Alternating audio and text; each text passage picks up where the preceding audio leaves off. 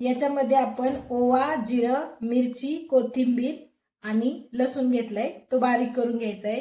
ही बारीक चिरलेली कांदा पात आहे आणि हा उभा चिरलेला कांदा। आपण आता हे बारीक करून घेऊयात। आपण आता हा कांदा याच्यात घेऊया।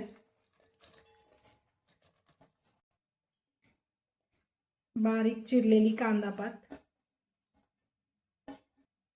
आणि बारीक केलेलं हे वाटण,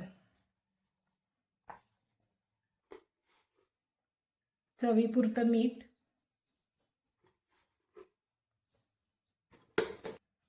हे सगळं मिश्रण आता मिक्स करून 5 मिनिटं पाणी सुटेपर्यंत ठेवून द्यायचं।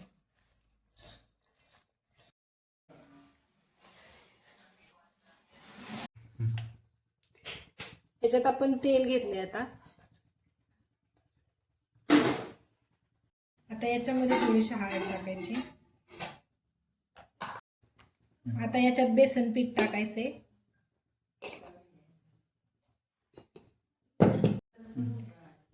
आणि हे सगळं मिश्रण आता एकत्र करून घ्यायचे। याच्यात कांदा पूर्ण भिजेपर्यंत बेसन पीठ घ्यायचे। आता आपण तेल तापले का ते चेक करूया, एक टाकून। आता आपण सगळे एक एक करून अशी भजी टाकूयात।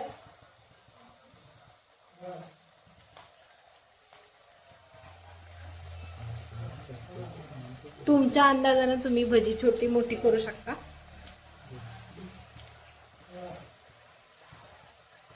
व्हिडिओ आवडल्यास आमच्या चॅनलला नक्की सबस्क्राईब करा।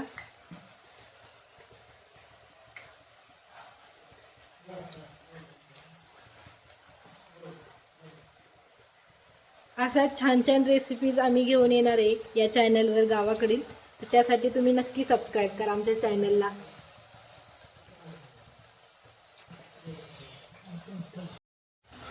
आता आपण ही भजी पलटून घेऊयात।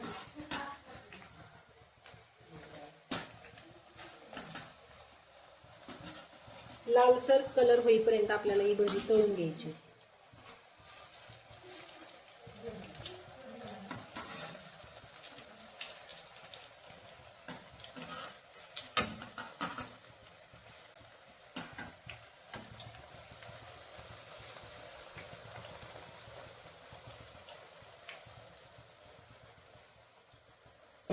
भजी थोडी लालसर झालेली आहेत, आता आपण ती काढूयात।